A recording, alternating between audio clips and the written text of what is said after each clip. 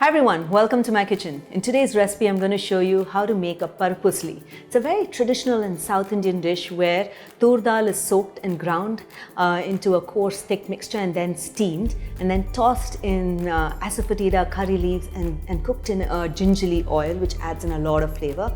And then you can add a lot of different types of vegetables to make the Paruppu Usli. Today I'm going to be making Menthia Keerai Paruppu Usli, which is methi leaves, where I'll be sauteing the methi leaves and adding it to the toor dal crumble. So without wasting any time, let me just dive right in and show you how to make this dish. So to begin making the Paruppu Usli, the first thing that you need to do is to soak the toor dal in warm water for about 3 hours. And once it's soaked, drain out almost most of the water and then we'll blend it into the mixer grinder. I'm going to go ahead and add it into my mixer grinder. And to this, I'm going to add in red chilies. I'm going to tear them. And we'll add in some turmeric powder and some salt. Now I'm going to cover it and then blend it to make a coarse mixture. And that's it. Show you how it looks. So this is how it looks. It's a little coarse and it's not smooth, and this is how it should be. So I have my idli steamer here and I've greased the plates, idli plates, and I'm going to steam the ground toor dal into the idli plates and steam until it's done, and once it's done we'll crumble it into a mixture.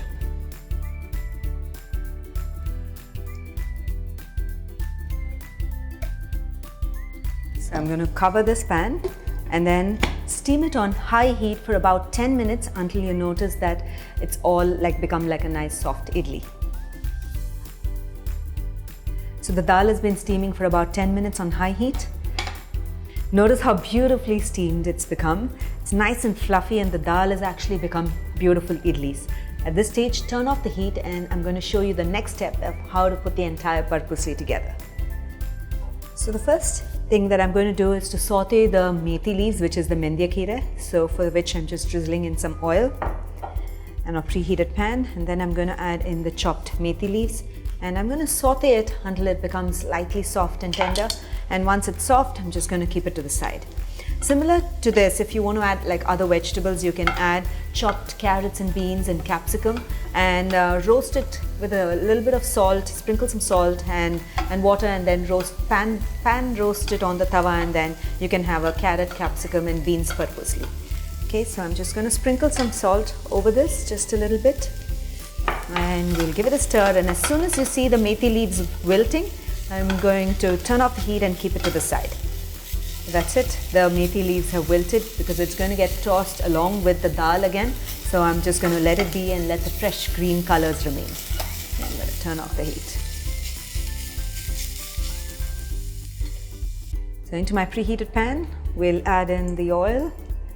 If you use gingerly oil, it adds in a lot more flavor, also known as nallehnai or the sesame oil. Okay, and once the oil is heated, I'm just going to add in the mustard seeds and allow it to crackle. And to this, we'll add in the curry leaves.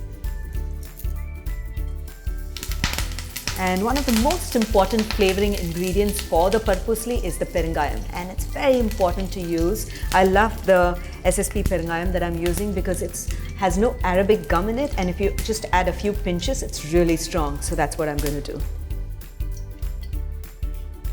And now that I've added the perungayam, I'm going to go ahead and add in my steamed idlis, the toor dal idlis, right? Break them up. And we're going to saute this until it becomes nice coarse crumbles. It'll take about 4 to 5 minutes on low to medium heat, so have patience. It'll be lumpy in the beginning, but as you keep stir frying it and breaking the lumps, it'll become crumbles.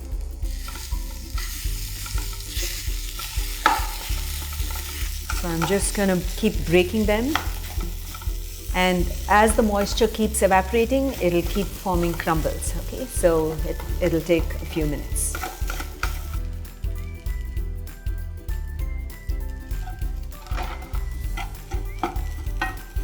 So it took about 5 minutes to get this crumble. Notice it's got a beautiful crumble. What I did also was to drizzle a little extra oil while making it a crumble, so it becomes a little more moist with the oil and it tastes really nice, and that's it. So at this stage, once the crumble is ready, I'm going to go ahead and add the methi leaves that we sauteed earlier. We'll toss them all together and the Menthia Keerai Paruppu Usli is now ready. So I hope you enjoyed watching the recipe of how to make the Menthia Keerai Paruppu Usli. It's packed with protein and nutrition and is absolutely delicious. Serve it along with some Vathal Kuzhambu and hot steamed rice topped with ghee, and you will simply love it for a Sunday brunch. So do give this recipe a try when you do. Don't forget to share your feedback in the comments below. Like always, we'll be looking to hear back from you. Until then, until next time, happy cooking and healthy eating.